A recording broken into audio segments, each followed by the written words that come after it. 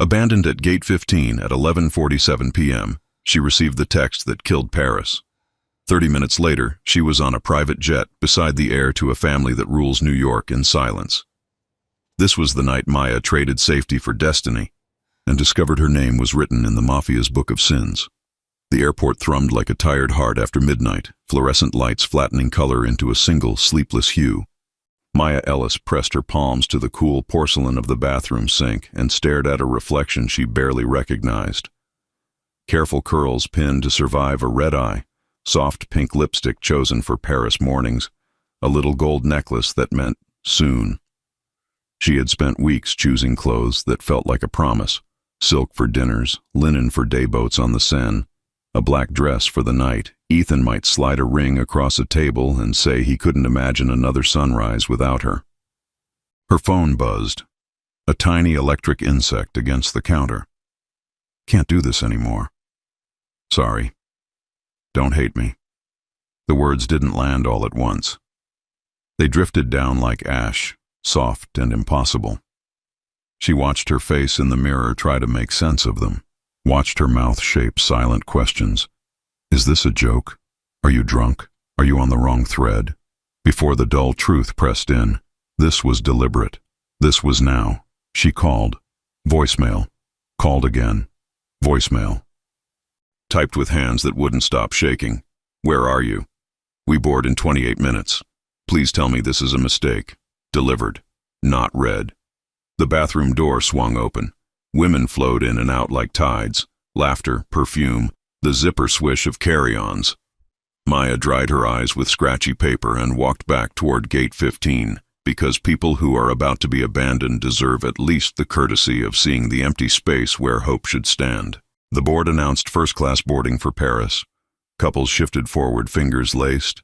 A teenager FaceTimed someone in a time zone where it was already morning. Maya stood very still. Her seat 2A printed beside the name Ellis Maya, a precise little future that wouldn't happen. Final call. The gate agent clicked the podium shut. Out on the glass, the plane squinted its windows against the night and became a silver animal without her. She drifted then, like something unmoored, until she found an empty cluster of chairs at Gate 23B, long since closed. The terminal's late-hour population was made of men in travel-wrinkled suits and women with neck pillows. Maya sank, suitcase handle cold in her fist, and let the tears come because there was no reason left to hold them. Excuse me, miss? The voice didn't cut, it warmed. Low, careful, threaded with an accent that seemed to lift the edges of each word. She looked up to see a man standing a polite distance away, hands clasped loosely behind his back as if he'd rehearsed not to appear threatening. He was the kind of handsome that belonged on the other side of glass.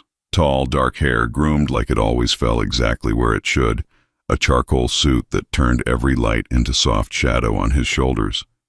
But it was his eyes, brown with a quiet steadiness that made her swallow. I'm sorry, he said gently. You look like you might need someone to ask if you're all right, are you? She could have lied. She almost did. But the way he waited, no rush, no script, made honesty float up. I'm waiting for someone, she said, and hated how hoarse it sounded. Or I was. He glanced at the darkened gate number, then back. Not here, he said with a small wry smile. This one left 2 hours ago. Heat stung her cheeks. The person I was waiting for decided not to show up. Ever, apparently. His expression didn't twist into pity. It settled into something that recognized the particular ache of being let down where everyone can see. I'm sorry, he said, and the way he meant it made her eyes burn again. He hesitated. Could I sit? I promise I'll go if you prefer to be alone. Maya nodded. He sat one chair away, leaving a space like a boundary he knew not to cross. I'm Dante, he offered after a beat. Dante Marino. Maya, she said. Maya Ellis. He extended a hand. Warm, steady. The handshake felt like an agreement to behave humanely in a place designed to forget you're one. I shouldn't have asked, he said, but I've been in a terminal at midnight with the bottom falling out. It helps when someone sits down. He let the sentence breathe. Do you have somewhere to go tonight? I had Paris. The laugh that came out of her cracked. Now I have Chicago, I guess. And a very long weekend of pretending I'm fine. Dante glanced at the clock. My flight leaves in 15 minutes, he said, and she noticed he hadn't looked at the big board once. Private gate, to New York. He studied her. No appraisal, just attention. Come with me. She blinked. I'm sorry, what? Come to New York. One night. Separate rooms. No expectations. You can fly home tomorrow if you want. He held up a palm, almost sheepish. I know how that sounds. Stranger, late hour, big ask. I can show you ID, business cards, LinkedIn, the whole resume. Or call my assistant. The word bent around humor, like it hid an inside joke he wasn't going to make at her expense. Or my mother, if references help. Your mother, Maya repeated, astonished to hear a laugh in her own voice. She's very thorough, he said gravely. She would like you immediately and demand I behave. Maya's phone lay heavy in her hand. No new messages from Ethan, no anything. Her brain ran the usual list. Don't go with strangers you know better. Play it safe. And then hit a quieter question she hadn't let herself ask in years. What if safe is what got you here? What's the worst that happens? Dante said softly, as if he could hear the argument. You fall asleep over the Atlantic and wake up to bagels instead of croissants. Or you say no and I walk you to a cab and you go home feeling like this all night. She stared at the floor, at gum ghosts and scuffed tile, and tried to summon the woman who made spreadsheets for imaginary vacations. But all she could find was the one who had stood at gate 15 while her name blurred. If I say yes, she said finally, there are conditions. Name them. Separate hotel rooms, separate plane seats if possible. And if I want to leave at any point, you help me get home with no debate. Deal, he said immediately, as if he'd been hoping she'd insist. All of it. He stood and offered his hand again. The space between them felt like the hinge of a door. Maya took it. They moved through a service corridor that smelled faintly of jet fuel and coffee that had been hot a week ago. Two men in black waited near a discreet elevator, broad-shouldered, expressionless in that way that says we are paid to have no expression. One of them looked at her, then at Dante, and made a barely visible nod that might have been a question. Dante's reply was a single word in Italian, too soft to catch. Both men melted into motion, professional and quiet. A lift, a corridor, night air that tasted like aluminum. The jet crouched on the tarmac like a sleek animal, lights warm along its spine. A woman in a crisp uniform descended the steps. Good evening, Mr. Marino, she said, voice neutral. We're ready when you are. Captain Smith, Dante greeted. This is Maya Ellis. She's joining us. If the captain was surprised, her face didn't register it. Welcome aboard, Ms. Ellis. Inside, everything softened, cream leather, a hum like sleep, the hush of money used to buy silence. Maya sank into a seat that reclined like a sigh. Across from her, Dante loosened his tie in a gesture that contained 100 small reliefs. Water. Tea, he offered. You look like your adrenaline just emptied out. Water, she managed. Her hands were steadier around the cold glass than she expected. The jet rolled, engines building until the world pressed her gently into the past. She watched Los Angeles fall away like a city of fallen stars. Her phone buzzed. Lena, where are you? Did you land? Send pics or I show up at your apartment with soup and questions. Maya typed. Travel plans changed. I'm safe. I'll call you in the morning. Promise. The captain's voice drifted back with weather and time. 5 hours to Teterboro, dawn on the far side of the night. Second thoughts? Dante asked without looking like he needed the answer to be one thing or another. Reality, Maya said. It's loud in here. I can make it quieter. He nodded toward the window. Or you can talk and I can listen. I'm unusually good at listening, possibly because I grew up around people who are not. She turned that over. You're very put together for a man who invites strangers on planes. He smiled with one corner of his mouth. This is a first, if that helps. I'm not usually impulsive. What are you usually? Responsible, he said, and the word did not fit easily. Predictable, useful. Useful, she echoed. To whom? His gaze flicked to the bulkhead for a breath. Family, he said, and something softened around the edges of the syllables. People who think of me as an asset. People who forget I'm a person unless I break. Have you? The question slipped out before she could call it back. Not yet, he said. I'd rather not test it. They sat with that. The jet found its altitude and smoothed out, night a velvet thing wrapped around them. Maya told him the shallow outlines, her work, the kids who had taught her what courage looks like when it's small and bald and smiling anyway. The fundraiser where she met Ethan, the months of feeling him turn into fog. I thought Paris was where he'd say forever, she said, and shrugged at the absurdity. Turns out the gate was where he said goodbye. Men who leave by text, Dante said, deserve very specific consequences, most of which are not printable. A surprised laugh cracked loose from her. You sound like my sister. She sounds smart. She'll hate this, Maya said. This plane, you, the way I said yes to something I don't do. I'll help her hate me less, he said. I have references, and a mother. There it was again, light when he could have been heavy. She wanted to ask why the men at the elevator had looked at him like a storm warning. She wanted to ask, what business are you actually in? But the safety she felt in his orbit was specific. It wasn't denial. It was awareness with its eyes open. Why me?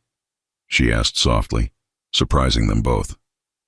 Tonight there were other sad people. Why stop for me? He took a breath, the sort that measures its words. Because you looked like you were trying to be polite to your own grief, he said. Because you said thank you to the gate agent while the plane left without you. Because you were kind to me when I interrupted you being human. Kindness. The word unfurled like a blanket she'd forgotten she owned. The cabin lights eased to amber. Somewhere forward a door clicked. One of the men in black took up a post he could hold for 6 hours without moving. Maya watched Dante's face in the soft light and realized that he was not trying to be impressive. He was trying to be decent, and it was doing a better job of impressing her than anything else would have. New York will be loud, he said after a while. If it's too much, we turn around. If you want breakfast at a place where the mugs are chipped and the pancakes are perfect, I know one. If you want to sleep for 2 days, I can arrange a world where no one bothers you. If you want to pretend you never met me, I will become exceptionally bad at following up. Is that your specialty? She asked. Becoming what people need? His smile didn't quite hide. It's a survival skill, he said. But tonight I'm just a man who didn't want you to walk into an empty apartment alone. Maya leaned back and let the engines write a white noise lullaby on the dark. Her bones loosened one by one, a body unbracing. The ache didn't go away. It widened, made space for air. Dante, she murmured, on the slope into sleep. Yes? If my sister calls while I'm out, tell her you're an accountant. He laughed softly. The most dangerous thing I could claim to be. Why? Everyone wants favors from accountants. His face blurred as her eyes closed. The last thing she registered was the way the man at the front of the cabin flicked his gaze to Dante when a soft buzz came through his earpiece, and the way Dante's mouth tightened. Not afraid, exactly, but aware. Outside, night carried them east. Inside, the distance between a life she planned and the one she hadn't dared to want shrank to the width of a leather aisle and a man who kept his promises. They would land at dawn. They would step into a city that specializes in remaking people who arrive with nothing but a suitcase and a heartbeat. And somewhere between the tarmac and the first cup of coffee, Maya would learn why men built like doorways flinched when Dante Marino spoke in Italian under his breath, and whether the kindness that brought her aboard could survive the power that obeyed him when he did. So why then did the captain's eyes flick toward the escort SUV as if she expected a second one to appear? And who exactly had decided to start the engines of both? The wheels kissed the runway so softly Maya almost didn't notice the way the jet settled into silence. What she felt was the aftershock, heart suddenly too loud for the quiet, thoughts rushing past each other with flashing hazard lights. She unclipped her seatbelt with fingers that pretended not to shake and caught Dante watching her without intruding, a presence calibrated to be both near and not too near. "You okay?" he asked. Her throat went tight. "I'm going to be sick." He was up before she finished the sentence, motioning the captain back with a gentle palm. "Breathe with me," he said, kneeling so his eyes were level with hers. "In through your nose, slow. Out through your mouth. Good. Again." Humiliation prickled. Panic swelled anyway, a tide she couldn't argue with. "I don't do this," she said, voice small and furious at itself. "I don't get on planes with strangers. I don't—" "We can fly you home right now," he said simply. "No questions. Say the word."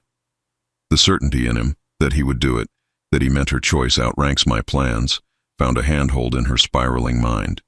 She locked her gaze on his and counted, air in and out, until the roar dulled to a steady rush in her ears. "I hate that you saw that," she whispered, wiping at a tear with the heel of her hand. "I like that you're human," he said. "It's rare where I live." The door opened. The dawn outside had that metallic blue that makes even secrets look cold. The captain thanked them. The men in black moved first. One stepped onto the stairs, scanning the tarmac with the detached attention of someone who cataloged threats for a living. The other spoke into his sleeve in a language of numbers. Maya felt Dante's palm hover near the small of her back, not touching, present. The wind bit. The first breath of New Jersey morning tasted like tin and possibility. They descended to a waiting SUV that wore its neutrality like a uniform. The driver said, "Morning, Mr. Marino," without looking back. Another SUV idled a car length behind them. Maya noticed how the second vehicle tucked itself into their wake like a shadow that knew the choreography by heart. She decided this was the part where she asked one real question. "Those men," she said softly, watching the airport slip away. "They work for you?" "They work for my family," he said, and the pause after family was paper-thin but strong. "They make sure I'm not an easy problem to solve."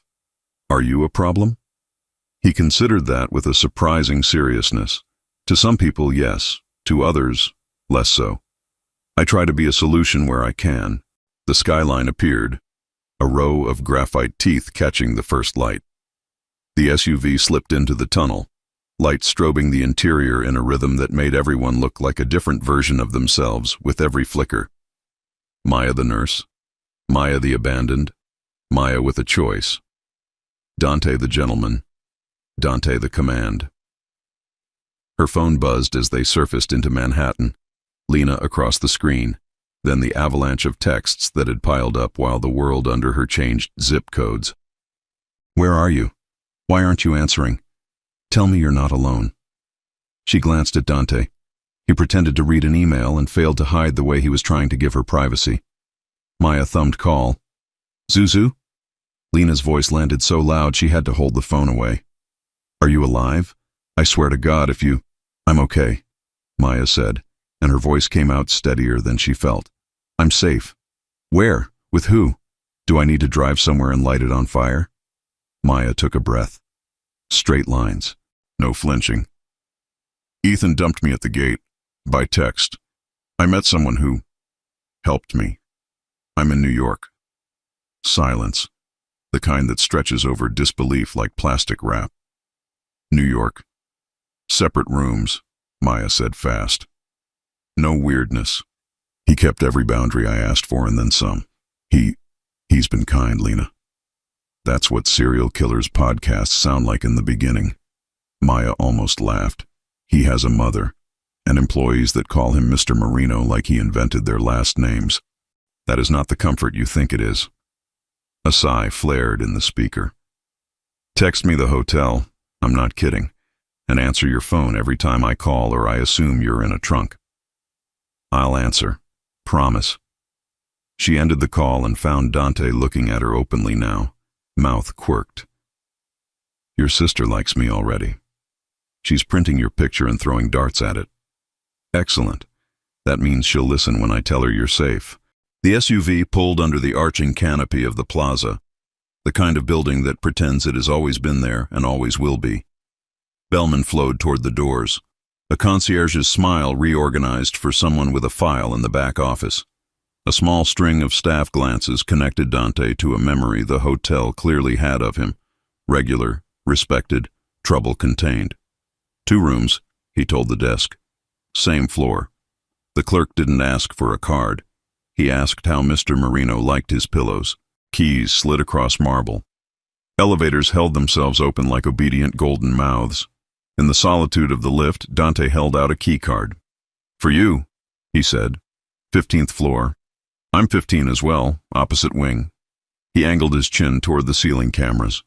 "None of my guys inside your hall unless you call." My guys, she thought. The possessive made sense on him. It didn't feel like ownership so much as responsibility. Her room swallowed her. It was too beautiful for her shoes, too wide for her breath. She stood at the window while Central Park shook out its morning joggers. She hung the black dress she didn't need on a hook she didn't deserve.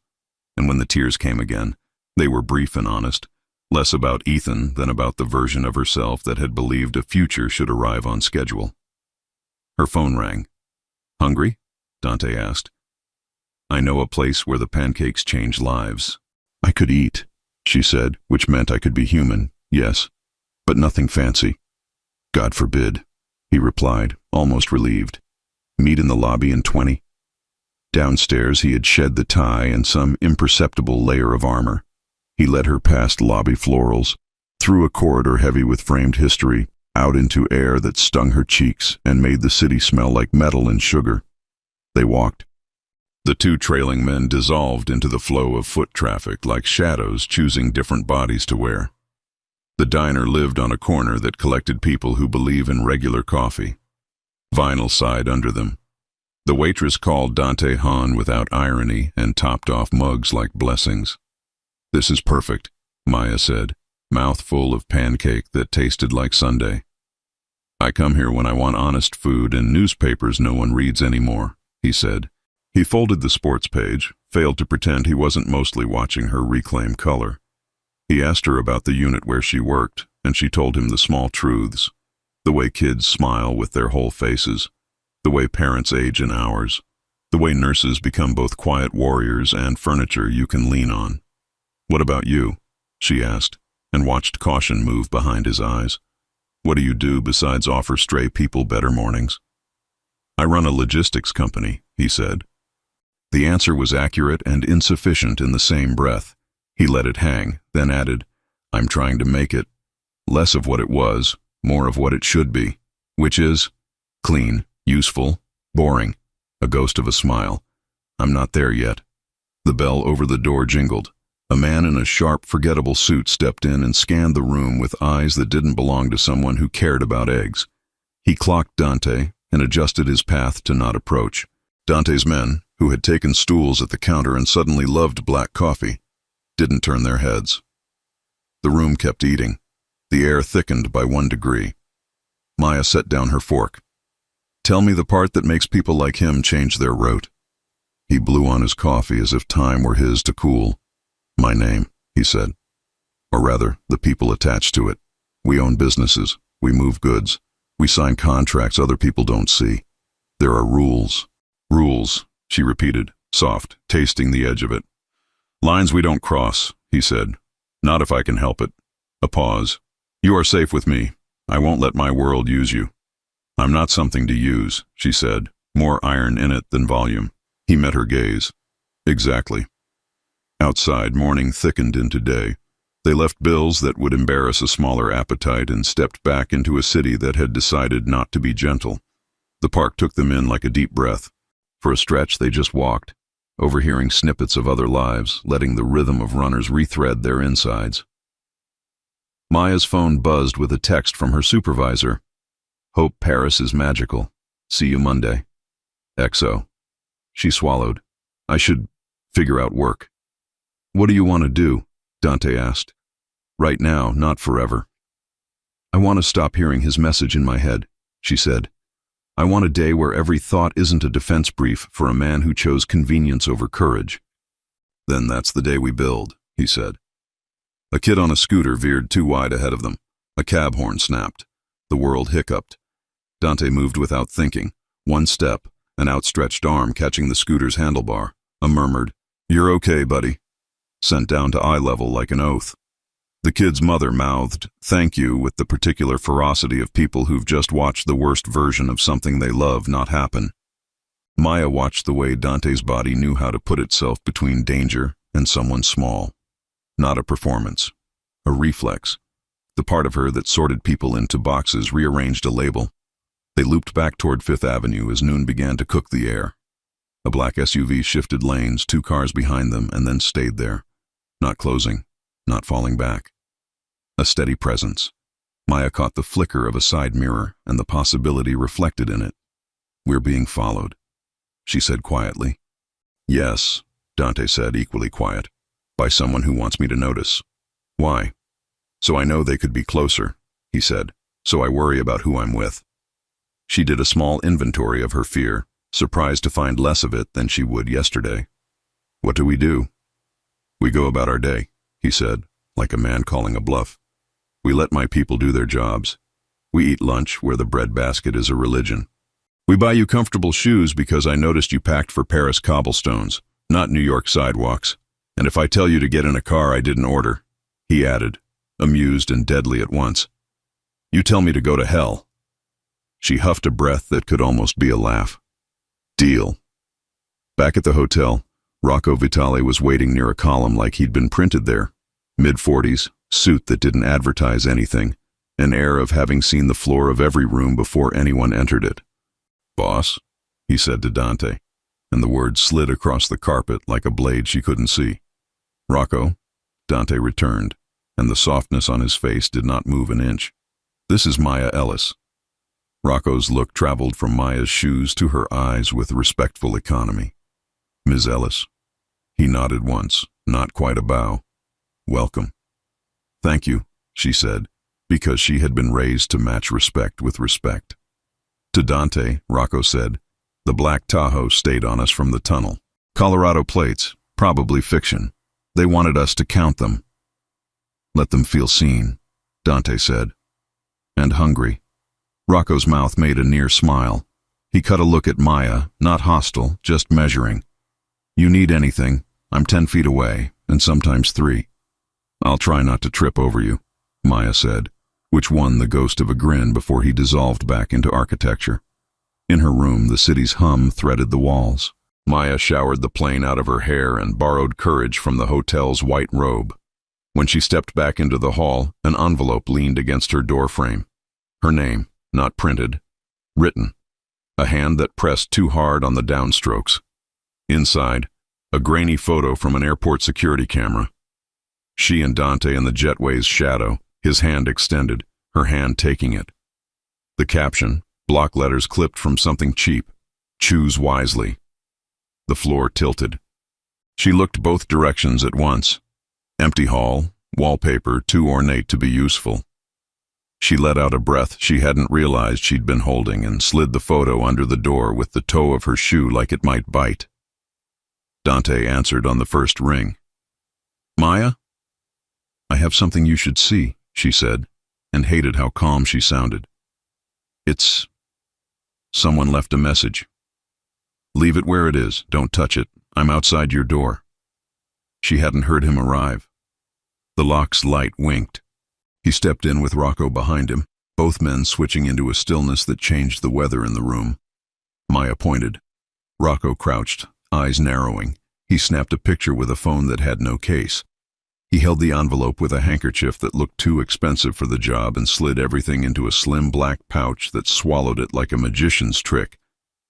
"Cute," Rocco said. "Dated, but cute." "Russo?" Dante asked, voice quieter than her heartbeat. "Could be," Rocco said. "Could be someone who wants to look like him." Maya folded her arms over herself without meaning to. Dante noticed. "You're safe," he said, and for the first time since she met him, she saw anger lean its shoulder under his words. She shook her head. "I don't want this to become a movie where I'm the love interest glued to a chair while men deliver speeches." "No one glues you anywhere," Dante said. Ever. Rocco's phone hummed. He read a text, his brows ticking up a fraction. Blake landed. JFK, solo. Looks like a meeting midtown, unknown party. Ethan, Maya said, and the name tasted like something that had gone off in the fridge. He came here. People like him don't like loose ends, Rocco said without apology. Dante turned to Maya, not making decisions over her head. You don't have to see him, he said. You don't owe him that. What if I want to hear him lie to my face? She said evenly, so I can stop imagining better lines for him. Rocco's mouth twitched, impressed against his will. We can make that safe. Dante didn't look at Rocco. He kept his attention on her. We do this your way, at your pace. But before you decide anything, there's something I should tell you, and I would have told you today regardless. He didn't shift his stance, didn't soften it with charm. He delivered the words like truth was the only currency he had left. My family name opens doors, he said. It also locks them. The company I run is a real company. It also sits at the edge of things you read about and hope not to meet. I've spent 2 years pulling it toward the light. Not fast enough for people who want it out yesterday. Too fast for men who like their money the old way. If you stay near me, someone may try to make you an object lesson. Maya's pulse thudded once, hard. And if I step away? I don't chase you, he said. I make sure no one else does. It wasn't self-pity. It wasn't performance. It was a man naming the line on the floor and refusing to move it an inch closer to her feet. She felt the shape of her fear, then she felt the shape of his choices around it. Okay, she said. Thank you for telling me. A beat of quiet. Rocco cleared his throat as if oxygen needed an escort. Boss, the tail just switched cars on 57th. If we're moving, I'd prefer sooner. Dante nodded once. Give me 10. He looked at Maya. Eat with me tonight. Neutral ground. Windows. Too many witnesses to be dramatic. Is this where you say the name of the restaurant and I pretend I've heard of it? He almost smiled. It's where I say the name and you tell your sister. And if at any point you want to leave, we leave. Separate cars, Rocco inserted, as if stating a law of physics. Separate cars, Dante echoed. He took a step back, as though proximity itself were pressure. Rest, call Lena. If anyone other than me or Rocco knocks, you call downstairs and say housekeeping. They'll patch to us. And if it's housekeeping, they'll be offended, Rocco said dryly. But they'll live. They left. The room unfolded around her again, expensive and useless. Maya called Lena and said the things that would be weapons in anyone else's mouth but were concern in hers. She ate half a room service apple because she needed to do something sane. She stared at the envelope's ghost on the carpet until the pattern blurred. She told herself she was still the woman who didn't choose chaos. She told herself she was temporarily borrowing the courage to not run from it. Evening pooled at the baseboards faster than she expected. The city tinted itself to drama. A text from Dante arrived, efficient and unfussy. Car for you at 7:10. I'll be 5 minutes later. Same place. She was out the door at 7:08 because being early felt like armor. The hallway was empty. The elevator exhaled at her like it had been waiting. Downstairs, the lobby framed her inside crystal and gold, and in the revolving door she caught a glimpse of herself that startled her. Not a woman abandoned, not a tourist misplaced, but a person whose center had migrated somewhere steady. A black sedan idled at the curb, not the SUV. A choice. She reached for the handle and paused as a second car slid to the opposite side of the canopy. Same make, same color. A mirror she didn't order. Her phone buzzed. A new text. Unknown number. Let's talk, Maya. I'm outside. Please don't get in the wrong car. She didn't have to look to know whose voice she could hear in the cadence. Ethan. The driver leaned across to open the passenger door with a familiar flourish he couldn't know she would recognize. Ms. Ellis? He said, like he'd practiced the vowels. Maya glanced into the sedan's glossy window and saw herself in duplicate. One car smelled faintly of new leather and restraint. The other smelled like a speech she didn't owe anyone. She stood between them for one precise heartbeat and felt the city hold its breath with her. Which door, then? And who else, unseen, had already decided that whichever she chose would say more than she intended to reveal. Maya froze beneath the plaza's glittering awning, her breath fogging the cool Manhattan air. Two identical black sedans idled at the curb, sleek, mirror-finished, impossible to tell apart. One sat under the golden light of the hotel entrance, exactly where Dante's text had said it would be. The other waited just outside the reach of security, its tinted windows a deeper shade of night. Her phone buzzed again. "Ethan." "Let's talk, Maya. I'm outside. Please don't get in the wrong car." Her heartbeat thundered in her ears. She scanned the drivers. Both wore suits. Both watched her through the glass. One gave a polite nod. The other smiled. A smile she recognized. Ethan, her ex-boyfriend, her almost fiancé, was sitting in the back seat of the second car. His hand lifted, palm open, the same disarming gesture he'd used 1,000 times before, the same one that used to calm her. Now it felt like bait. "Maya," a low voice called from behind her. She spun. Rocco stood near the revolving doors, coat collar raised against the wind, eyes narrowing as he read the scene in a single sweep. One glance at her phone, another at the cars. "Back inside," he murmured. "He said he's right there." "Inside," Rocco repeated, sharper now. "If he wants to talk, he can do it in daylight, not from a tinted window." The second car's engine revved, subtle but taunting. Ethan's silhouette leaned forward, gesturing toward her, mouthing words she couldn't hear. Rocco's hand brushed the small of her back. Not a touch, a signal. Protection in motion. He angled his body between hers and the curb just as the first car's door opened. Dante stepped out, dark coat flowing like part of the night itself. His gaze cut across the sidewalk, registering everything in seconds. The duplicate vehicle, the familiar face inside, the tension coiling in Rocco's stance. "Inside," he echoed, tone absolute. Maya hesitated, part fear, part defiance. "It's Ethan. He followed me." "I know," Dante said quietly, "and he's not the only one watching." He nodded once toward the streetlight across the avenue.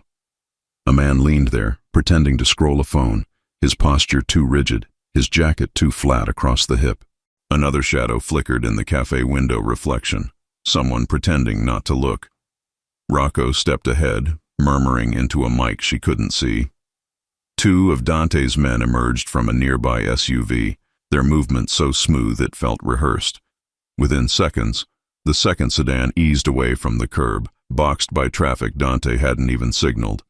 Ethan's face turned toward her one last time, before the car slipped into the flow and vanished. Maya exhaled shakily. "You had people watching?" "I have people everywhere," Dante said. "Not because I like it, because I have to." She wanted to argue, to tell him this wasn't normal, that she didn't belong in a world where every corner might hide a lookout. But the truth pressed down harder. Ethan had followed her, found her, tracked her flight across the country, and somehow Dante knew before she did. Inside the hotel's warm glow, her knees finally trembled. Dante guided her into the nearest lounge, a quiet alcove with velvet chairs and golden lamps. The noise of the city dulled behind glass. "Talk to me," he said gently. Maya sank into a chair, clutching her phone. "He must have tracked my location, or called my sister. He said he wanted to explain." "Explain what?" Rocco asked, scanning the lobby like conversation was a secondary function. That he panicked, that he had a ring, that it was all a mistake. Her laugh came bitter. "I almost believed him." "Almost," Dante said. "That word will save your life one day." She frowned. "You sound like someone who said yes to the wrong person before." Dante's gaze shifted, not away, but inward. "When you grow up in my world, you learn to read intention faster than affection. The wrong yes can cost you everything." He leaned forward, elbows on his knees. "Listen carefully, Maya. If Ethan reached out tonight, it isn't about closure. It's leverage. Someone knows you're with me. That makes you useful." "Useful?" she echoed, ice threading through her chest. "To who?" "Depends who sent him." Rocco's tone was clinical, detached. "Could be Russo, could be another rival, could be the feds." "The feds?" Her pulse spiked. Why would the FBI care about me? Because they care about him, Dante said softly, nodding toward himself. And they know innocence draws better bait than guilt. Maya shook her head. No, I'm not part of this. I'm a nurse. I don't belong in your shadow world. I know. Dante's voice carried no argument, only fact. And I'll keep it that way.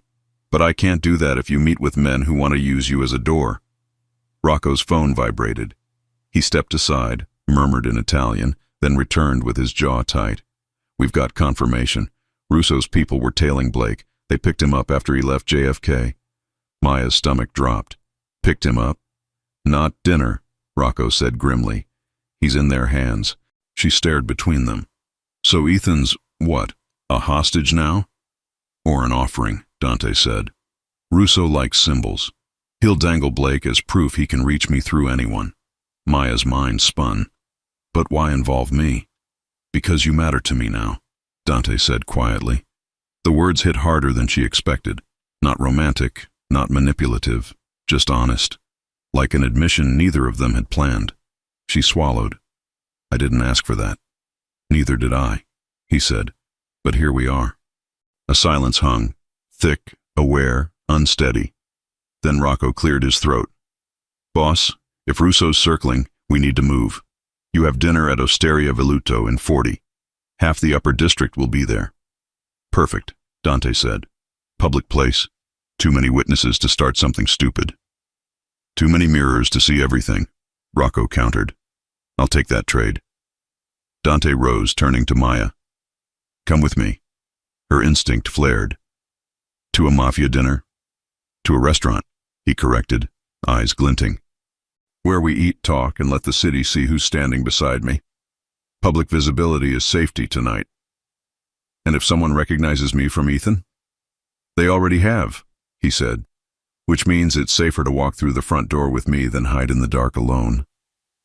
She hesitated, weighing every ounce of sense she had left. Then she thought about the envelope slipped under her door. The taunting smile through the window.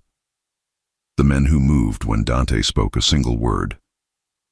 Fine, she said, but I'm not dressing for a mob summit. Good, he said. They'll expect a performance. You'll be the truth. The car ride uptown cut through Manhattan's glow, reflections of gold and red sliding across Dante's face. He didn't speak much, neither did she. The silence between them wasn't empty, it was steadying, preparing. At the restaurant, the maître d' greeted Dante with the deference of someone aware that refusing him wasn't an option. They were led to a corner table beside a wall of glass, overlooking the city like it belonged to someone else. Maya tried not to stare as patrons subtly shifted in their seats, as servers moved with precise choreography, as conversations dipped then resumed. Dante's presence was gravity. Everyone adjusted around him. He ordered wine. Simple, Italian, nothing ostentatious. When the server left, he said, I grew up eating in places like this. Half family, half business. You learn to taste truth between courses. Truth tastes expensive, she murmured, scanning the room. He smiled faintly. No, it tastes earned. Across the room, a man in a dark suit raised his glass toward Dante in greeting. A silent acknowledgement. Dante returned it, expression neutral. Maya followed the motion and froze. The man's ring, a heavy gold signet, caught the light. The same emblem she'd seen once before in a photo on Ethan's phone. A lion encircled by laurel. Dante, she whispered. That man, he worked with Ethan. I saw his picture. He's one of his clients. Dante's eyes sharpened. That's not a client, that's a collector. A what? Before he could answer, a waiter approached with a folded note on a silver tray. No envelope this time, just ink on ivory paper. Dante unfolded it. His jaw tightened. He handed it to her. So this is how the heir chooses his replacements. Be careful which hearts you use as shields. Some break more loudly than others. V. Russo, Dante said. Maya's pulse spiked. He's here? No, Rocco said from behind her shoulder. She hadn't even noticed him enter. He doesn't need to be. Dante set the note down like evidence. He's testing boundaries, seeing how close he can get before I push back. Will you? Not yet. He leaned back, eyes steady on hers. Not until I know what else he's willing to gamble. Like Ethan, she said quietly. He nodded once. Or you. A shiver traced her spine. Why me? I'm no one. You're the nurse who walked away from a betrayal and into my life, Dante said. That makes you someone every man in my world understands. Hope, leverage, weakness. They'll decide which you are before you do. Maya's breath hitched. And you? I haven't decided yet, he said. But I know this. Whatever they call you, they'll have to go through me first. The vow in his tone scared her more than comforted. Because men like Dante didn't make promises. They issued warnings. Their food arrived, plates of handmade pasta neither of them touched. Conversation around them swelled, laughter clinking against crystal, the illusion of normalcy holding like glass about to crack. Maya forced a sip of wine. You said your family runs logistics. What does that really mean? He studied her for a long moment. It means every shipment, every truck, every crate that moves through this city passes a gate. And for decades, my family's held the keys. That sounds like power. It used to be survival, he said. Now it's a burden I'm trying to clean. Clean, she echoed. Can something like that ever be? He looked at her like the question mattered more than she knew. Ask me again when you've seen what dirt buys. Before she could respond, Rocco's phone buzzed. He leaned down, muttered something in Dante's ear. Dante's eyes flicked toward the window. What is it? Maya asked. Rocco's voice was flat. Ethan's been spotted, Midtown Pier, with Russo's men. Maya's fork clattered against her plate. Pier? What are they doing with him? Making a point, Dante said, rising from his seat, and forcing my hand. He tossed bills on the table, more than enough to erase witnesses, and turned to her. Stay here. No. The word came out before she could stop it. If this is about me, I'm not hiding. Rocco sighed. She's got spine, boss. Dante met her gaze. Then stay close, and do exactly what I say. As they stepped into the night, the city air felt colder, sharper, alive with danger. Lights streaked past the car windows like silent alarms. Somewhere on the East River, Ethan Blake had become a pawn on a board she didn't know existed.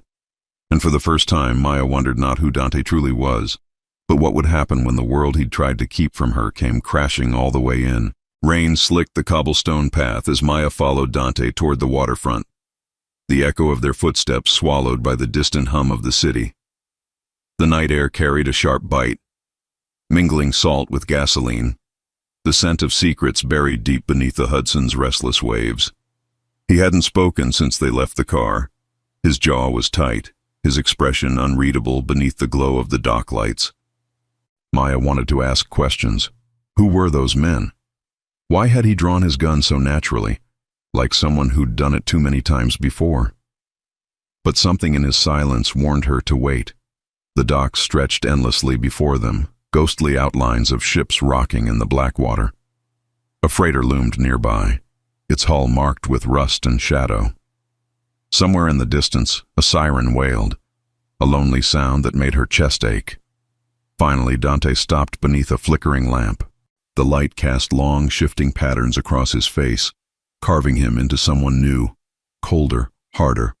You shouldn't have followed me, he said quietly, his voice low and deliberate. You asked me to trust you. Maya replied, lifting her chin. That goes both ways. His gaze flickered toward her, then away. Trust doesn't mean walking into danger. Then what does it mean, Dante? Because right now I don't even know who you are. He hesitated, the storm wind tugging at his coat. I didn't want you to find out like this. Maya's pulse quickened. Find out what? From behind a stack of shipping containers, movement. Two men emerged, dark coats, hard faces, the kind that didn't flinch in chaos. One nodded toward Dante, speaking in clipped Italian. Maya didn't understand the words, but she understood the tone, authority, respect. One man handed Dante a small envelope. He opened it, scanned the contents, then clenched his fist around the paper. His expression hardened. He's been talking, Dante muttered, more to himself than to her. Who? Dante didn't answer. Instead, he turned to the men and gave a short, precise command. They disappeared into the shadows as swiftly as they came. Dante, Maya pressed, who's been talking? He finally met her eyes. There was something raw there. Anger, disappointment, sorrow, all tangled into one. Ethan, he said. The name hit her like a slap. Ethan? My ex? What are you talking about? Dante exhaled slowly, the kind of breath a man takes before breaking someone's world. He wasn't who you thought he was. He wasn't even supposed to be at that terminal. He was being watched. By my family. Your family? She repeated, voice trembling. You mean my father's organization, he interrupted. The Moretti Syndicate. He'd been leaking names, routes, money trails, selling information to our enemies. The only reason he got close to you was because he thought you could give him access to me. Maya stepped back, shaking her head. No, Ethan was... He couldn't have... He didn't even know you. He knew enough, Dante said bitterly. He used you to track a shipment that never existed, a setup, and when he realized the trap was closing, he ran. But he didn't run far enough. The world spun. The rain, the harbor, even her own heartbeat blurred into noise. So what does that mean for me? It means, Dante said, stepping closer, that you were never supposed to be part of this, that the moment you stepped onto my jet, everything changed. Her voice cracked. Changed how? You're a witness now, Maya, and in my world, witnesses don't survive long unless someone protects them. She stared at him, struggling to breathe. And you're my protector? His eyes softened, the hardness faltering just for a heartbeat. If you'll let me. For a moment they stood there, caught between the glow of the dock light and the roar of the dark water. Then, from somewhere deep in the shadows, a sound, a metallic click, unmistakable and cold. Dante moved instantly. His hand shot to his sidearm, his body twisting to shield her as a gunshot split the night. The bullet struck the metal railing inches from Maya's head, sparks flaring like fireflies. Down! Dante barked, pulling her behind a crate as more shots echoed across the waterfront. The men he'd spoken to earlier fired back, their shouts blending with the chaos. Maya pressed her hands over her ears, her pulse roaring louder than the gunfire. Who are they? She gasped. Russo's men, Dante growled, reloading. They must have followed us from the airport. He peeked over the crate, then cursed under his breath. We need to move. Before she could protest, he grabbed her hand and led her through the maze of containers. Bullets pinged against steel, the air thick with smoke and rain. Somewhere behind them, a man shouted in Italian, a voice that made Dante freeze. Russo, he whispered, the word laced with venom. Maya didn't need an introduction. The figure stepping from the shadows carried power like a second skin. Tall, sharp-eyed, a smirk curling beneath the brim of his hat. So this is the girl, Russo drawled, his accent smooth and mocking. The one worth betraying a family for. Dante's gun was steady, his expression carved in ice. She's not part of this. Let her go. Russo chuckled. You know that's not how this works. Your father made promises he couldn't keep. And now you're hiding behind a civilian? She's not a shield, Dante snapped. She's the only reason I'm not like him. Something flickered in Russo's eyes. Recognition, maybe pity. Careful, ragazzo. Love makes men weak. And in this business, weakness gets you buried. Rain pelted harder, thunder rumbling across the river.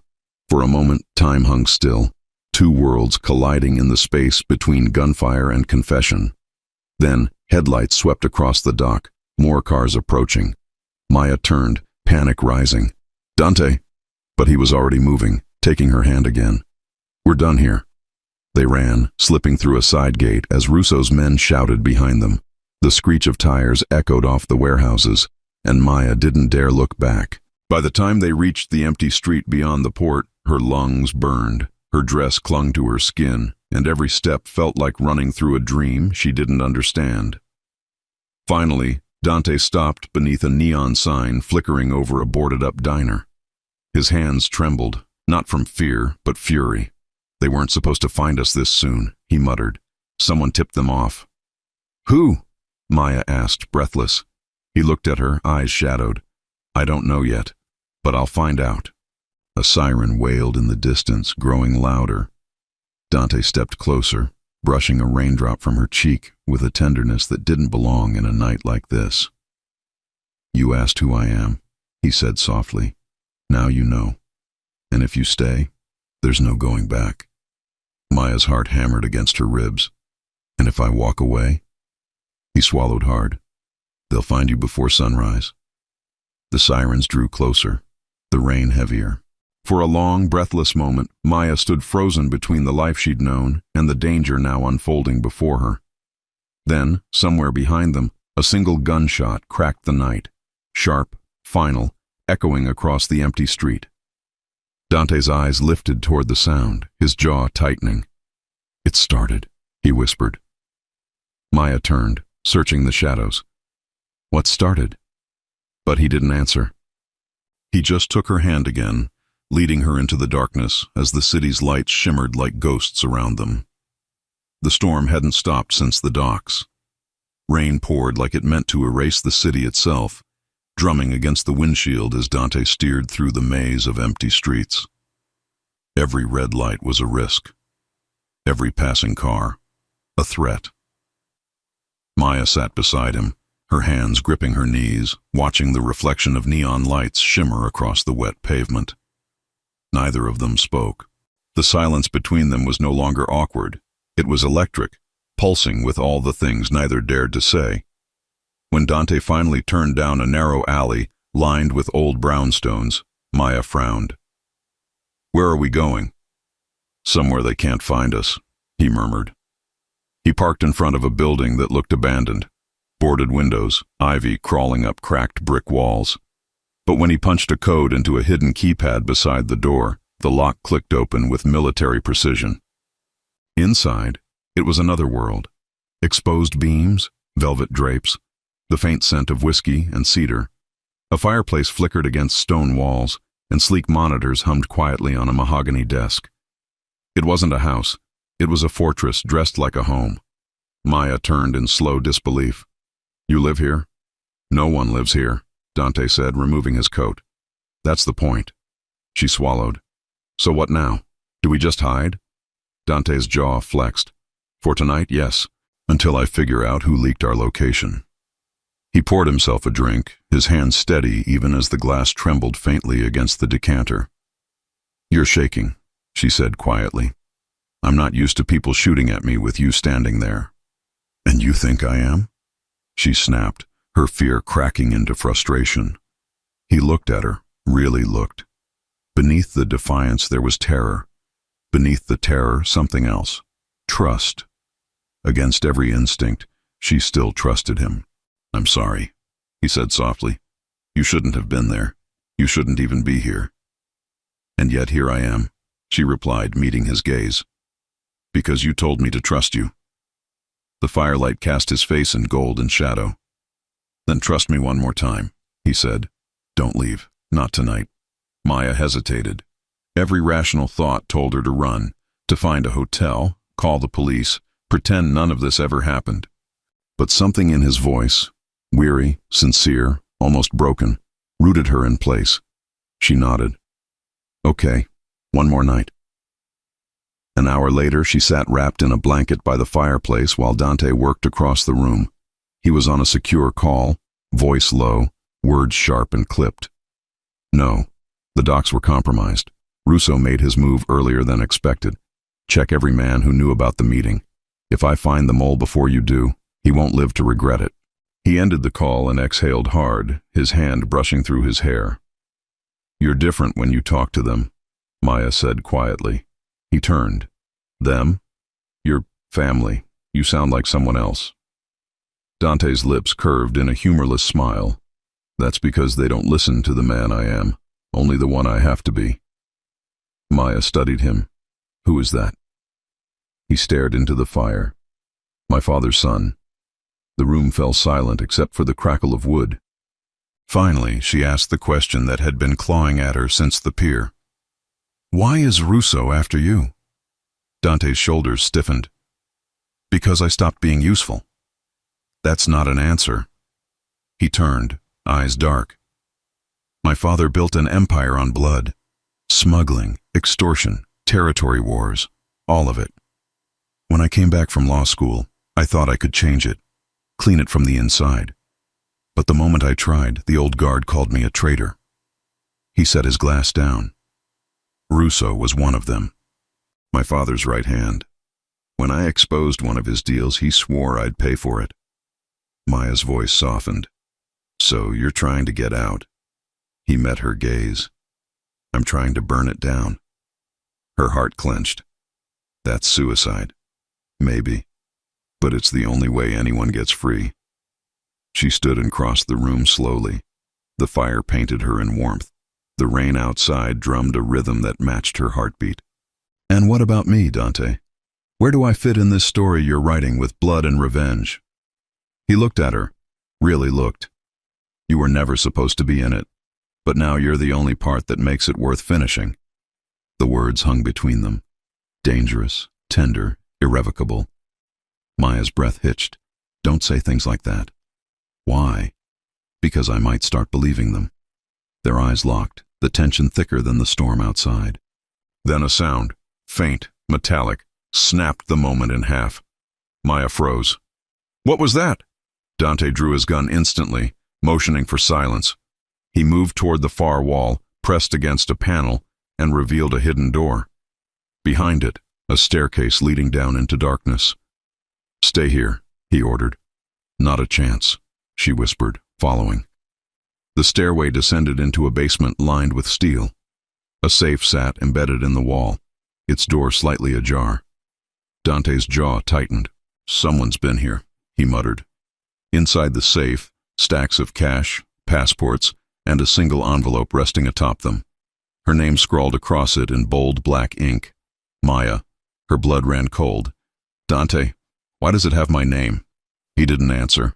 He reached for it, but Maya was faster. She tore it open, her fingers trembling. Inside, a photograph. Her father. Younger, standing beside a man she'd never met, until now. Dante's father. In the corner, a date, 1998, and a signature she recognized instantly. Her father's handwriting. Maya's breath caught. What is this? Dante stared at the image, his face pale. I don't know. But she saw it, the truth dawning behind his eyes, the shadows of a history neither of them had chosen. You do, she whispered. You knew. He shook his head slowly. I suspected, but not this. Maya stepped back, the photo trembling in her hands. Our fathers. They knew each other. Dante's voice was low, haunted. Not just knew. I think they made a deal. Lightning flared through the narrow window, washing the room in white. In that brief, searing light, Maya saw it. The look of a man trapped between love and legacy. What kind of deal? She asked. But before he could answer, a voice echoed from above. We've got company, a man shouted through the intercom. Black cars, 3 of them, coming fast. Dante's head snapped up. They found us. Maya clutched the photo. What do we do? He turned to her, eyes fierce. We run. But first you need to know whatever's in that picture. It's the reason they'll never stop. What are you saying? He chambered around, his expression set. You're not just a witness anymore, Maya. You're part of the reason this war exists. The night bled into dawn, but the city offered no mercy. Sirens screamed in the distance, and thunder rolled like a war drum over the Hudson. Dante's safe house, once a sanctuary, now felt like a cage, every wall echoing with ghosts neither of them had invited. Maya stood frozen at the foot of the stairs, the photograph still in her trembling hands. Her father's face stared back, younger, smiling, his arm slung around Dante's father like a brother. Behind them, the shadow of a warehouse marked with a symbol she didn't recognize. A serpent coiled around a dagger. Dante watched her from the doorway, his expression unreadable, though the storm in his eyes betrayed him. You said you didn't know, she whispered. I didn't. Not like this. Then how did they even... My father built his empire on alliances, blood pacts sealed with money and loyalty, sometimes with people. Her chest tightened. People? Arranged marriages, debts paid with futures, promises made before children were even born. The words hit her like cold rain. You think? I don't think. I know. Dante stepped forward, voice low, grave. That signature, your father's handwriting, it's a contract. The Morettis don't make deals without signatures. Maya felt the world tilt beneath her. What kind of contract? The kind that binds bloodlines. Silence stretched between them, heavy and alive. The fire upstairs flickered, casting faint light through the stairwell. You're saying our fathers arranged something? Between us? Dante's jaw tightened. I'm saying this, whatever's happening, didn't start at that airport. It started decades ago, long before either of us had a choice. Her breath came shallow. So I'm just part of some deal? No. His voice broke the word in half, sharp and desperate. You're not a deal. You're the one thing I didn't plan. And maybe that's why it matters. Maya looked down at the photo again, her reflection trembling in the glossy surface. A deal. A promise. A curse. Her father had died when she was 17, a car accident that had always felt wrong, too sudden, too clean. But now, what if his death wasn't an accident? She whispered. Dante froze. What if it was connected to your family? Before he could answer, a voice crackled through the comms, the same man from before. Boss, they're closing in. East Alley and Rooftop. We've got less than 5 minutes. Dante's expression hardened instantly. Pack light. Take only what you need. Maya clutched the photograph. I'm not leaving without answers. Then you'd better ask fast, he said, loading his weapon. She stepped closer, blocking his path. Did your father kill mine? The question sliced the air like a blade. For a moment, he said nothing. Then, softly, painfully, if he did, he never told me. The honesty in his eyes was worse than denial. It meant he wasn't sure. It meant it was possible. Thunder cracked overhead. The lights flickered. Somewhere outside, tires screeched, the sound of engines cutting through rain. Dante grabbed her wrist. We have to move now. Where? A secondary location, a warehouse in Red Hook, one my father doesn't know about. She hesitated. And if he does? His lips pressed into a thin line. Then we don't stop running. They burst through a service door into the alley, rain slashing across their faces. A black SUV waited, tinted windows, engine humming. One of Dante's men, tall and broad-shouldered, opened the rear door. We've got 2 minutes before they cut us off, he said. As they climbed in, Maya glanced back at the safe house. Through the sheets of rain, she thought she saw movement, a flicker in the window, then a flash, bright, sudden, and the explosion tore through the building. The blast wave hit the SUV, rocking it on its suspension. Maya screamed, clutching the photograph as debris rained down like ash. Drive, Dante shouted. The tires screeched and the SUV lunged forward, speeding through the alley as flames devoured the safe house behind them. Maya stared out the back window, her pulse pounding in her ears. You said they couldn't find us. Someone inside my crew is feeding them intel, Dante growled. That's the only way Russo keeps getting ahead. So you don't even know who you can trust? Not anymore. The rain blurred everything, streets, headlights, faces, until the city itself seemed to dissolve into chaos. They reached Red Hook just before dawn. The sky was bruised purple, clouds low and heavy over the industrial sprawl. The warehouse stood near the water, silent and empty, its sign faded and unreadable. Inside, the air smelled of salt and rust. Crates lined the walls, some labeled in Italian, others blank. A single light hung from a steel beam, swinging faintly with the wind. We'll stay here till sunset, Dante said, then move again. Maya sank onto a crate, clutching the blanket one of his men handed her.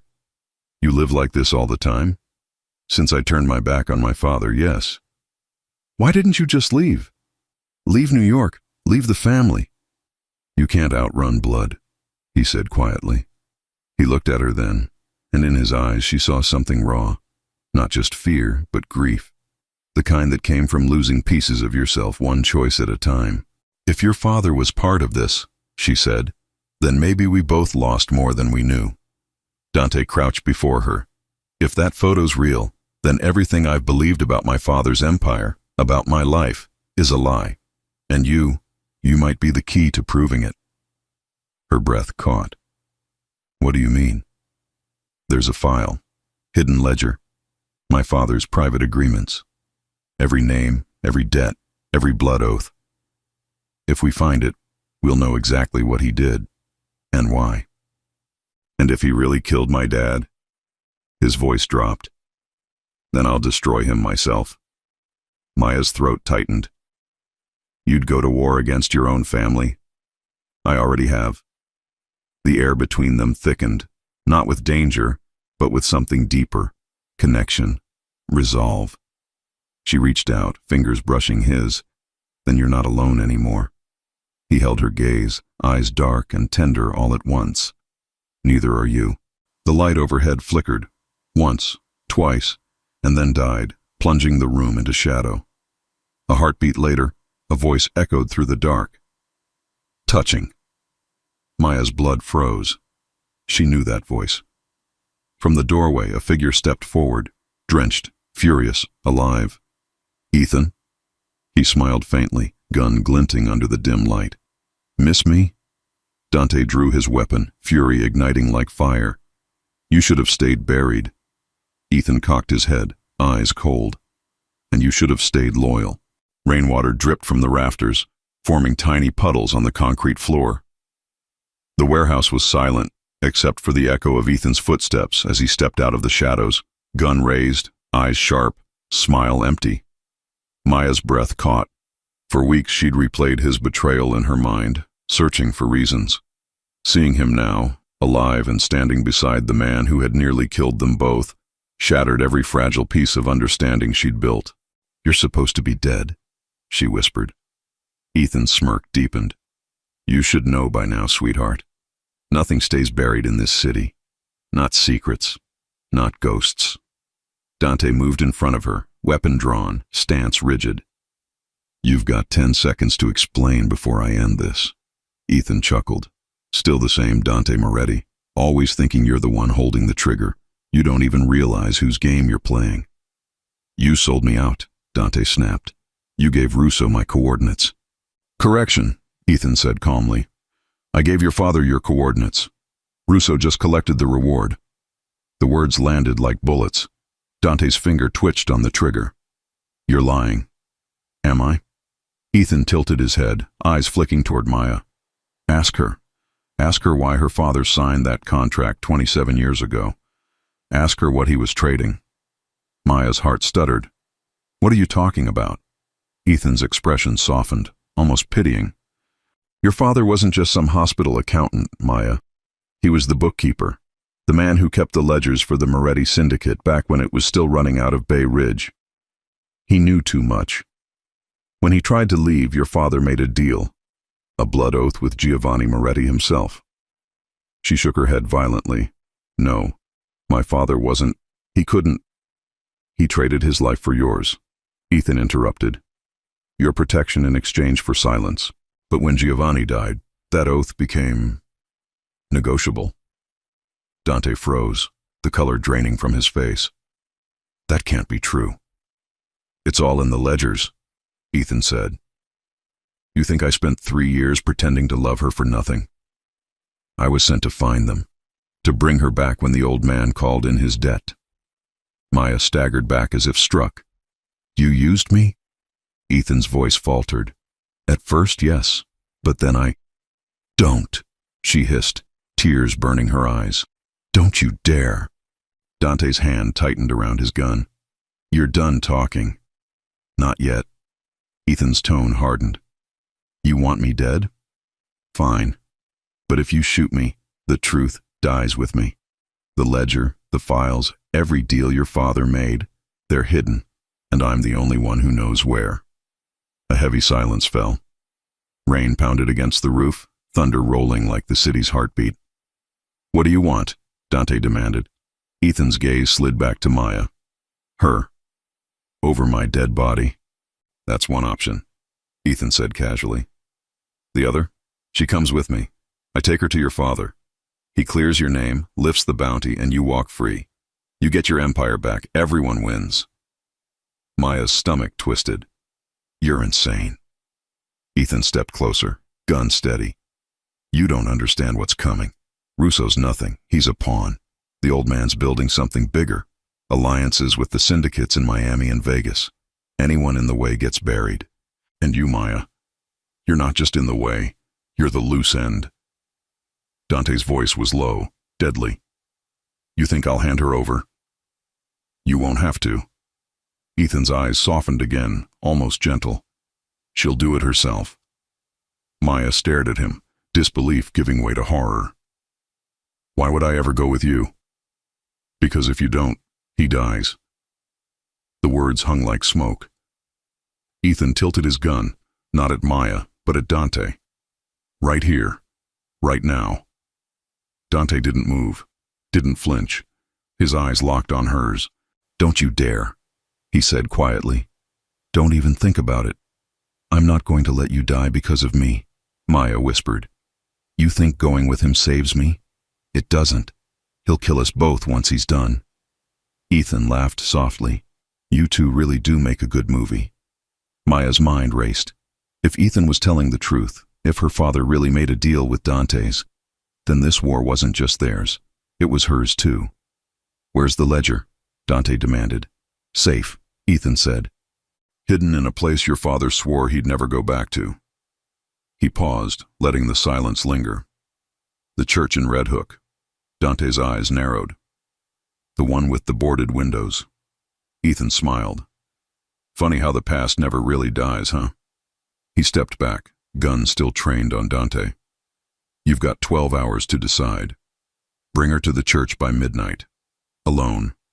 Do that, and I'll give you the ledger. You'll have proof. You'll know everything." He looked at Maya. "Or don't. But if you don't show, I'll bring the war to your doorstep." And then, in a flash of movement, he fired.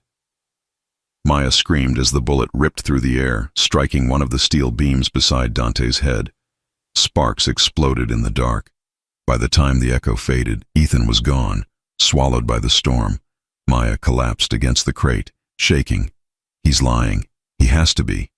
Dante holstered his gun, his face grim. "Not about the church. That place is real. And if the ledger's there, then so is the truth." She looked up, eyes glistening. "And if the truth destroys you?" He met her gaze, voice steady. "Then we burn it together." Outside, thunder rolled again, not from the sky this time, but from engines approaching. Dante's phone buzzed once, a single message on the screen. "They found us. 2 minutes." He turned to Maya. "Looks like we're not done running yet." Maya clutched the photograph tighter, heart pounding. "Where do we go?" "To the one place my father swore he'd never return," Dante said. "If Ethan's telling the truth." He chambered around, eyes dark with resolve. "Then that church holds the sins of both our families." The storm had broken by sunrise, but the city still wore its scars. Puddles mirrored shattered streetlights, and fog curled low over the bay, wrapping Red Hook in silence. The church loomed ahead, a skeleton of stone and decay, its stained glass windows long gone, its bell tower split like a wound in the sky. Maya hesitated at the gate, clutching her jacket tight. "Are you sure this is it?" "There's only one church in Red Hook my father ever swore he'd never touch," Dante said, scanning the empty street. If Ethan was telling the truth, the ledger's inside. The air was heavy with salt and rust. Somewhere distant, a ship's horn groaned through the fog, a lonely sound that made the hair on her arms rise. Dante pushed open the door, and it creaked like something alive. Inside, the air was colder. Dust motes drifted through thin beams of light, falling like ghosts over cracked pews and forgotten icons. The altar stood broken, half buried beneath rubble. "He hid it here?" Maya whispered. If my father wanted to bury his sins, a church would be the cruelest place to do it, Dante said. They moved cautiously down the aisle. Every step echoed like a confession. Behind the altar, Dante found what he was looking for. A trapdoor, hidden beneath a tattered rug and sealed with rusted bolts. He knelt, pulling a tool from his coat, and pried them loose one by one. "Help me lift it," he said.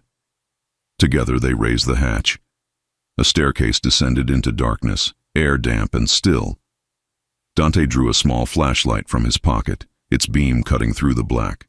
The cellar below was carved from old stone, walls lined with crates and barrels, some marked with faded insignias, the serpent and dagger from the photograph. In the center, a single chest sat on a stone pedestal. Heavy, locked. Maya's pulse quickened. "That's it, isn't it?" Dante approached slowly, crouching before it. The lock was engraved with the Moretti crest.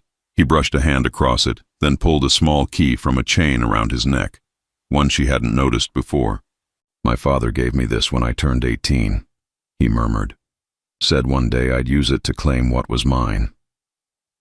Did you ever ask what that meant? I thought he meant the empire." He met her eyes. Maybe he meant the truth. The lock clicked open. Inside lay a leather-bound ledger, edges gilded, pages yellowed with age. Dante lifted it reverently, as if afraid it might crumble in his hands. Maya leaned close. "What's inside?" He opened to the first page. Handwritten columns, names, dates, symbols, blood debts, shipments, payouts. And near the middle, 2 signatures, Giovanni Moretti, Thomas Rivera, her father's name. Beneath it, a single line written in Latin, sanguine solvitur, paid in blood. Maya's voice shook. "What does it mean?" "It means your father owed a debt he couldn't repay, and he paid it with his life." Her knees nearly gave out. "So he really was murdered," Dante finished quietly. "But not by my father." He turned the page. The next entry listed a name circled twice in red ink, Marco Vitale. Maya frowned. "Who's that?" Dante's expression hardened. "My cousin, my second in command." The realization hit them both at once. "He's the mole," Dante breathed. "He's been feeding Russo everything, the dock, the safe house, even the photo." Maya's heart pounded. "Why would he do that?" "Because he thinks he should be the heir. And if Russo takes me out, he gets the throne by default." He slammed the ledger shut, fury simmering beneath the surface. "He used Ethan. He used you." Maya's eyes filled with tears. "Then my father died because of your family's war, and now we're trapped in the same one." Dante stepped forward, gripping her shoulders gently. "No, we end it here. We use this ledger to expose them all. Every deal, every lie. Once the council sees it, they'll have no choice but to strip my father's legacy. And if they come after us, then they'll find we're not running anymore." The moment hung between them, resolve tangled with something deeper. Then, a sound. Boots, multiple pairs, crunching on broken glass above. Dante's head snapped up. "They're here." Maya's pulse spiked. "How?" "Marco. He must have followed us. He wants the ledger." He stuffed it into his jacket and grabbed her hand. "Back entrance, now." They sprinted through the cellar as footsteps echoed down the stairs. A voice shouted in Italian, sharp and furious. Another replied, calm, familiar. "Marco." "He's really going to kill you," Maya whispered. "Not if I get to him first." They burst into a side corridor, climbing a narrow staircase toward a boarded-up door. Dante shouldered it open, spilling them into an alley behind the church. But before they could move, a gun cocked. "Leaving so soon?" Marco Vitale stood in the fog, flanked by 2 armed men. His tailored coat was soaked, his smile lazy, cruel. "You always were good at finding what didn't belong to you," he drawled. "But this ledger is mine." Dante drew his weapon. "You sold us out. You got her father killed." Marco shrugged. "Collateral. Every empire's built on bones, even yours. You betrayed blood." "No, cousin," Marco sneered. "I freed it." Rain began again, soft at first, then harder, drumming against steel and stone. "Hand it over, Dante. You're outnumbered. And you wouldn't risk her life. Maya's heart pounded. Dante didn't move. You're right, he said evenly. I wouldn't. Then, faster than thought, he tossed the ledger, not to Marco, but upward into the rain. As Marco's eyes followed it, Dante fired. The shot clipped Marco's shoulder. He stumbled back, cursing, firing wildly. Maya dove behind a dumpster as bullets ripped through the air. Dante moved with precision, his every shot deliberate, protective, not to kill, but to buy time. Run, he shouted. She hesitated, heart tearing between fear and loyalty. But when she looked back, he was already bleeding. A graze across his arm, his teeth gritted in pain. She crawled toward the ledger, which had landed in a puddle, pages soaking. Her fingers brushed the cover just as Marco lunged forward, seizing her wrist. Not so fast, princess, Dante roared, tackling him to the ground. The gun went off, once, twice, before clattering away. Rain poured down, washing blood into the cracks of the pavement. Marco's men fled into the fog, leaving only echoes behind. Dante stood over Marco, chest heaving, gun trained on his cousin's heart. You could have had everything, Dante said, but you chose this. No, Marco coughed, blood pooling at his lips. I chose freedom. He laughed, low, ragged, then whispered something that froze Dante's blood. You think the old man's gone? He's waiting, cousin. And when he finds out what you've done, he'll burn her first. Dante's hand shook. For a second, Maya thought he might pull the trigger, but then he lowered the gun. No, he said quietly. You're not worth a bullet. He turned away, grabbing Maya's hand. We're done here. Behind them, Marco's laughter followed, broken, unhinged. You can't outrun blood, Dante. None of us can. As they disappeared into the fog, the church bell, long silent, tolled once. Low, hollow, like a warning. Night fell like a curtain over the city. From a rooftop overlooking the East River, Dante watched the skyline burn with lights and sirens. Below, the streets pulsed with life, taxis, smoke, shadows. But in his world, silence meant only one thing. A storm was coming. Maya stood beside him, wrapped in a borrowed coat, her hair damp from the rain. The ledger lay open on the crate between them, pages torn and smudged, yet still legible. Every signature, every sin laid bare under the city's neon glow. How many names are in there? She asked quietly. Too many, Dante said. Politicians, judges, men my father owned for decades. He flipped to the last page. It bore no numbers, no deals, only a line written in his father's sharp hand. All debts end in blood. Maya shivered. He knew this day would come. He built it, Dante said. Brick by brick, lie by lie. He closed the book. I wanted to believe I could fix what he broke, but maybe the only way to end this is to burn it all. You mean your empire? My inheritance, he corrected. The one I never asked for. Maya looked out at the river, lights rippling across its dark surface. If you destroy it, what happens to us? He met her gaze, the city reflected in his eyes. Then maybe we finally get to live. She wanted to believe him, to believe that love could survive a legacy built on blood. But before she could speak, the faint rumble of engines broke the quiet. Dante's head snapped toward the street below. 4 black cars rolled up in formation, headlights cutting through the fog. Doors opened in unison. Men in suits spilled out, precise, armed, disciplined. And in the middle, stepping out last, came Giovanni Moretti. Even from above, Maya felt his presence. Tall, immaculately dressed, silver hair slicked back, eyes cold as marble. A man who carried his power like armor, and his sins like scripture. Dante's breath stilled. He came himself. Your father? No, Dante murmured. My judge. Below, Giovanni looked up and smiled. He already knew they were there. He wants you to come down, Maya whispered. No, Dante said. He wants me to kneel. The old man raised his hand. The car's engines cut off. Silence fell like a verdict. What do we do? Maya asked. We finish it. Minutes later, they descended the fire escape, every step heavy with inevitability. The street smelled of rain and oil. Dante walked ahead, spine straight, the ledger in his hand like a weapon. Giovanni watched them approach, his smile thin. "My son," he said, voice smooth, echoing like a sermon. "You've made quite the mess." "Your mess," Dante replied. "I just found the broom." The old man's laugh was soft, dangerous. "You always were clever, too clever. You think you can erase decades of power because of a girl?" Maya stiffened. Dante stepped in front of her. "This isn't about her." "No?" Giovanni's eyes sharpened. "Everything you've done since that airport has been about her. You defied me. You bled for her. You burned your own house down for her. Because my house was built on graves." Giovanni's smile vanished. "And now you've dug your own." He gestured, and two men stepped forward. One carried a briefcase, the other a gun. "You've always wanted a choice, Dante," Giovanni said. "So here it is." He nodded, and the first man opened the briefcase.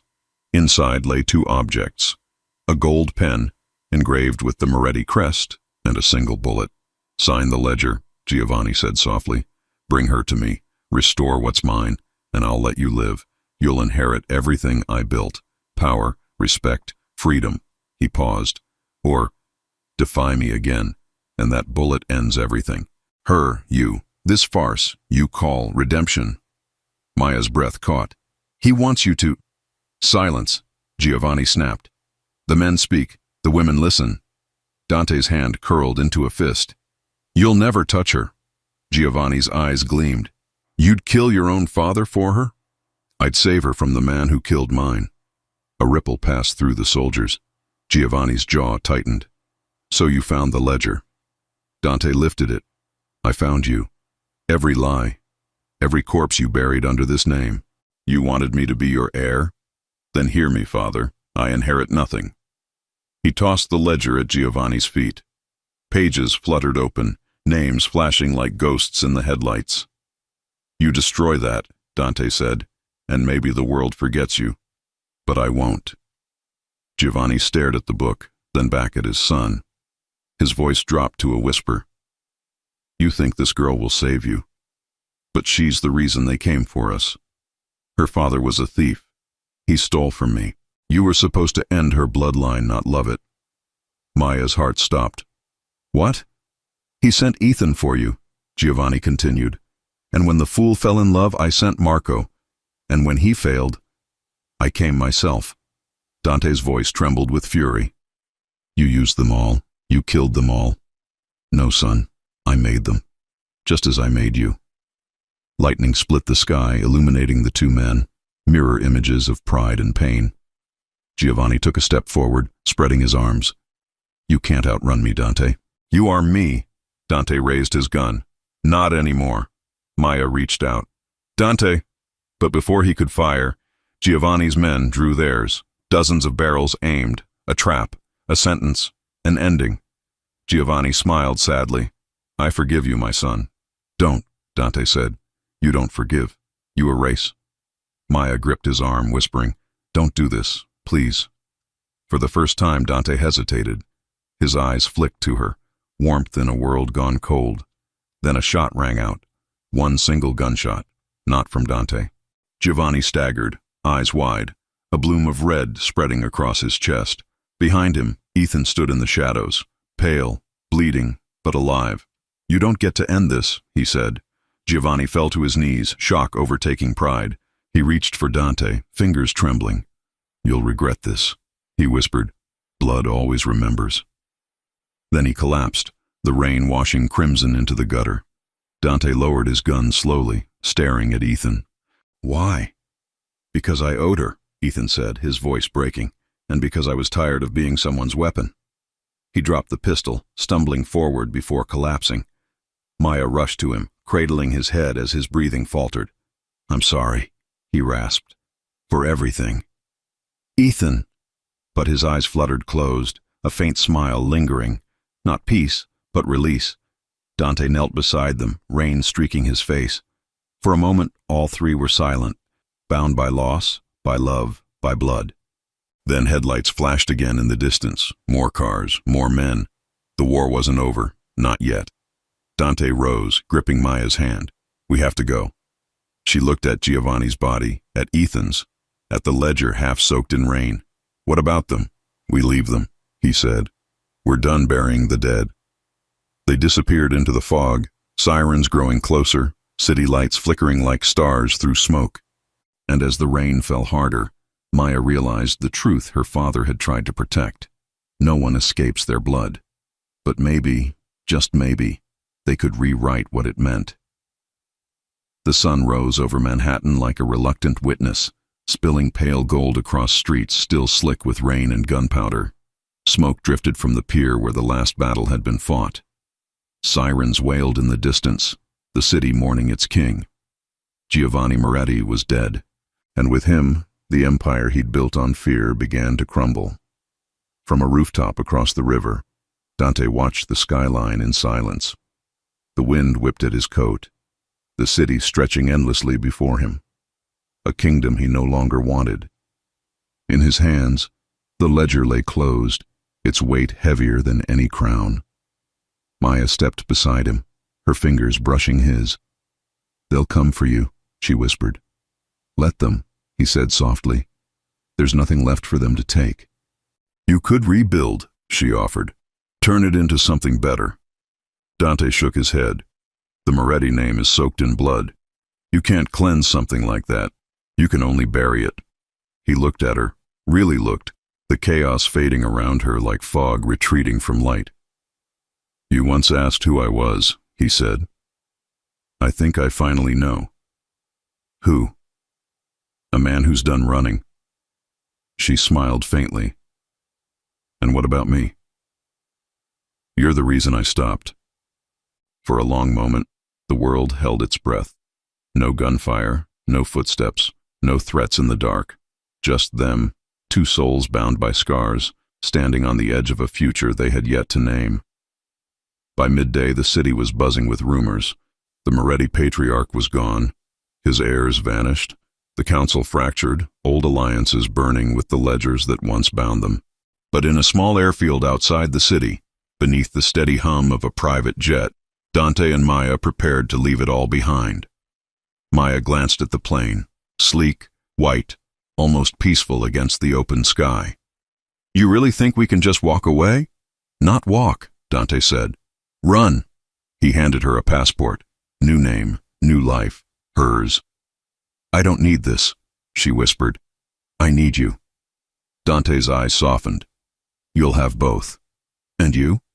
I've got one last thing to do. Her heart clenched. What thing? He looked back toward the city. There's a safe house uptown. Inside is every cent tied to my father's operations. If I walk away now, it'll just fall into another monster's hands. I'm going to finish what he started and destroy it. Maya reached for him. Then I'm coming with you. No. He shook his head. You've already given up too much. So have you. They stood there, locked in silence, the engine's low roar filling the space between them. Then slowly he smiled. Small, weary, real. You're stubborn, and you're out of options. He laughed, the first true laugh in what felt like years. Then let's finish this, together. That night, they lit the final fire. The old warehouse burned bright against the skyline, flames licking the sky as papers, ledgers, and false fortunes turned to ash. It wasn't vengeance. It was absolution. As they watched from across the street, Maya took his hand. It's over, she whispered. Dante nodded. No, it's beginning. They turned away from the flames, walking into the night. No sirens behind them, no shadows chasing them. Only the echo of their footsteps, steady and in sync. 1 year later, sunlight spilled across the terrace of a small cafe overlooking the Mediterranean. The air was warm, the sea calm, the world unrecognizable from the one they'd left behind. Maya sat at a corner table, sketchbook open, a cup of espresso cooling beside her. She wore white, light, soft, free. The laughter of tourists drifted through the air, mingling with the scent of salt and citrus. Behind the counter, Dante moved quietly. No suit, no weapons, no ghosts. just a man learning how to live. He poured 2 cups, carried them to her table, and sat across from her. "You ever miss it?" she asked. "The noise?" He smiled. "Sometimes. The danger? Never." "And the name?" He shook his head. "Moretti died that night. The man sitting here, he just makes coffee." She smiled, reaching across the table to lace her fingers through his. "And I just draw." For a moment they said nothing. The sea shimmered before them, gold and endless. The past was far away, not forgotten, but forgiven. Dante lifted his cup. "To second chances." Maya smiled. "To the life we chose." Their cups clinked softly, not like gunfire, but like peace. Above them, gulls soared over the horizon.